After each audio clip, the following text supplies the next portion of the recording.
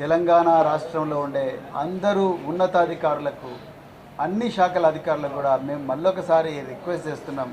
దయచేసి రాజ్యాంగబద్ధంగా పాలన చేయండి. మీకొచ్చిన ఆదేశాలు రాజ్యాంగబద్ధమైనవైతే, చట్టబద్ధమైనవైతేనే మీరు ఆదేశాలు పాటించండి. అదేవిధంగా ప్రభుత్వ కార్యక్రమాల గురించి మీరు మాట్లాడేటప్పుడు కార్యక్రమాల గురించి మాట్లాడండి.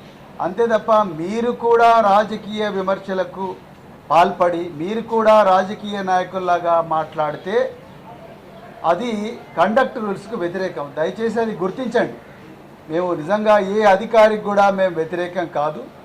కానీ ఈరోజు పని కట్టుకొని భారత రాష్ట్ర సమితి పాలనను, భారత రాష్ట్ర సమితి పార్టీని, భారత రాష్ట్ర సమితి నాయకులను ఏదైతే ఇబ్బంది పెడుతున్నారో, చట్టం ముసుగులో లేకపోతే ఇంకా రకరకాల ముసుగుల్లో ఇబ్బంది పెడుతున్నారో అవన్నీ కూడా రికార్డ్ అవుతున్నాయి.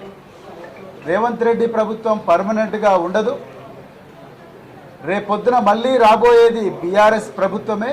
బీఆర్ఎస్ ప్రభుత్వం వచ్చినప్పుడు ఈ 5 సంవత్సరాల్లో ఎవరైతే చట్టాన్ని ఉల్లంఘించి ఇప్పుడున్న పాలకులను సంతోషపెట్టడం కోసం ప్రతిపక్షాల గొంతు నొక్కే ప్రయత్నం అక్రమ కేసుల ద్వారా కావచ్చు, లేకపోతే చట్టానికి వ్యతిరేకమైన స్టేట్మెంట్ల ద్వారా కావచ్చు, లేకపోతే క్రమశిక్షణ రూల్స్కు ఉల్లంఘించేవైతే ప్రకటనలు ఇస్తున్నారో, స్పీచ్లు ఇస్తున్నారో వాళ్ళందరూ కూడా రాబోయే రోజుల్లో సమాధానం చెప్పాల్సి ఉంటుంది.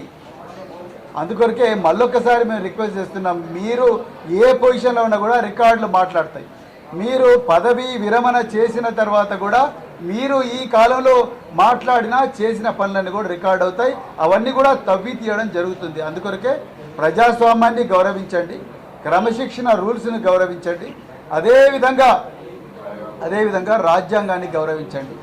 అందుకొరకే మళ్ళొకసారి మేము రిక్వెస్ట్ చేస్తున్నాం. ఇదే వేదికగా మీరు చట్ట ప్రకారం నడుచుకుంటేనే మేము కూడా గౌరవిస్తాం. మీరు చట్టాన్ని ఉల్లంఘించి అధికార పార్టీ ఏజెంట్లుగానో, లేకపోతే అధికార పార్టీ చెప్పినట్టుగా మెర్సినరీస్ రాగానో మీరు వ్యవహరిస్తే మాత్రం తప్పకుండా మేము ప్రజాక్షేత్రంలో దీన్ని ప్రశ్నిస్తాం. రాజ్యాంగం ఇచ్చిన అన్ని మార్గాలను అన్వేషిస్తూ మీ మీద చర్య తీసుకోవడం కోసం ఏమాత్రం కూడా వెనకాడమని చెప్పేసి ఈ సందర్భంగా నేను అందరు అధికారులను కూడా హెచ్చరిస్తున్నా.